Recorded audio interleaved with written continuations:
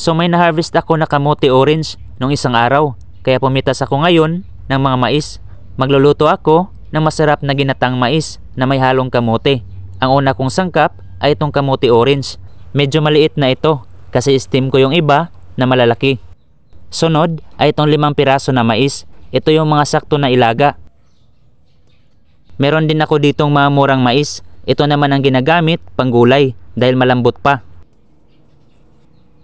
May isang malaking niyog din ako dito at kunin ko ang gata mamaya. Ito naman ang asukal na aking ginamit.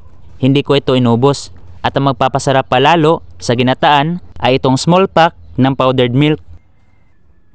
Ang unang gagawin ay kunin ang mga butil ng mais. Hiwain ito gaya ng pinakita ko sa video.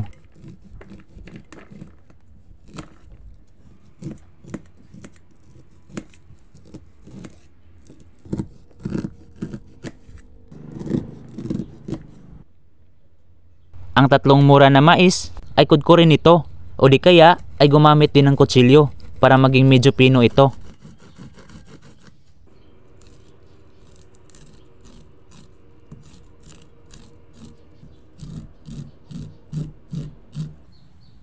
Sa pagluluto naman ay magpakulo ng 8 cups na tubig. Saka ilagay ang mga hiniwang butil ng mais. Lutuin ito at palambutin.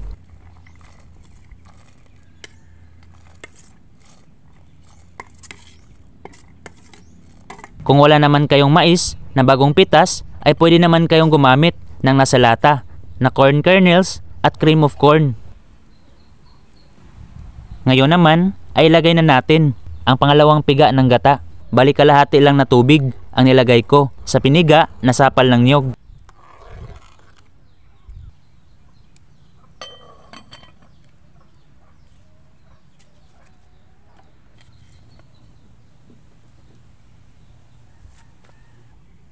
Check nyo guys kung malambot na itong mais.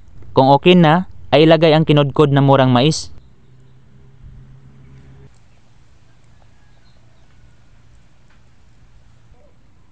Ilagay na din itong mga hiniwang kamote orange at lutuin ito.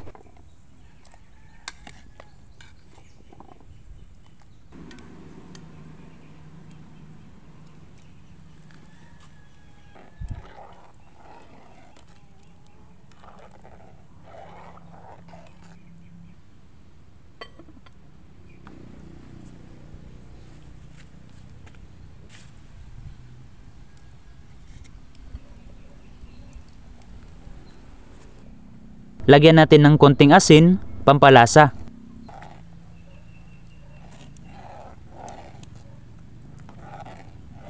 Sunod na ilagay ang unang piga ng gata. Bali 1 cup ang hinalo ko sa sapal ng niyog, saka piniga ko ito. Maglagay na din tayo ng asukal. Kayo na bahala sa tamis.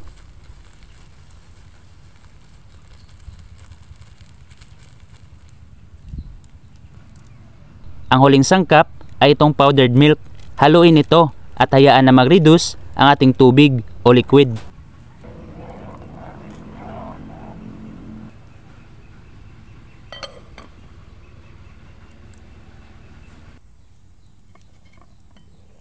So ito na guys, nag-reduce na ang tubig. Okay na ito.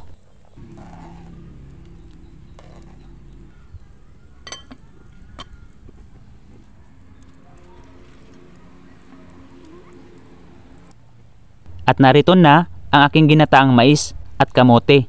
Mabilis ang pangmeryenda na masarap at hindi mahal. Lalo na kung meron tayong sariling mga tanim, mas makakatipid.